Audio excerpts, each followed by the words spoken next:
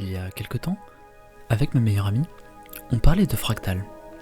Vous savez, les fractales, ce sont des objets mathématiques qui possèdent des détails quelle que soit l'échelle à laquelle on les observe.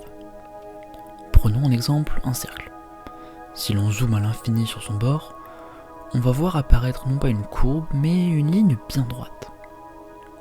Dans le cas des fractales, on obtiendra toujours de nouveaux détails.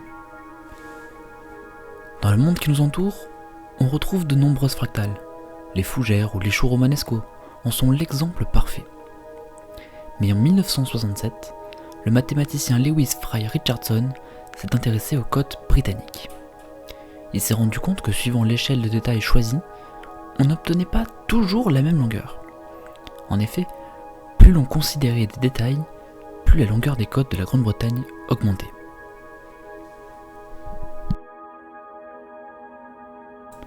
Pour comprendre ce phénomène, prenons une figure plus simple, la courbe de Van Kock, du nom de son créateur H. Van Kock, un mathématicien suédois qui l'a publié en 1904. Pour la construire, c'est un procédé qui est très simple. On prend un segment de longueur 3, puis on retire la partie centrale, et on comble ensuite le trou par une reproduction des tiers restants en formant un triangle équilatéral. On peut répéter l'action à l'infini, et au final on va tomber sur la courbe de Van Kock. Mais alors quelle serait la longueur de cette courbe ? Au départ, on a une longueur de 3. Lorsque l'on triple la taille, on se retrouve avec une longueur de 4. On n'a donc pas tout à fait une ligne qui aurait une longueur elle-même de 3, puisqu'on l'augmente de 3. Mais alors si on imagine une surface, on obtiendrait une longueur de 9 également.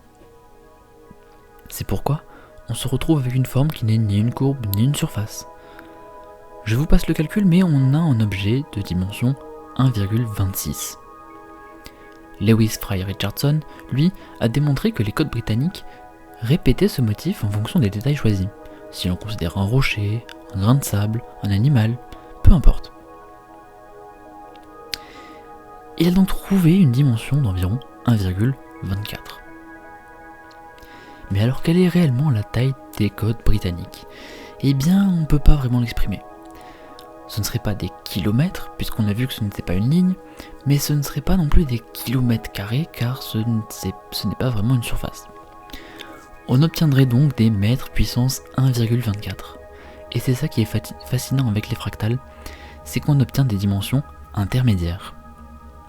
Voilà, c'est tout pour cette petite vidéo, j'espère qu'elle vous a plu et je vous fais des bisous, à la prochaine, salut à tous.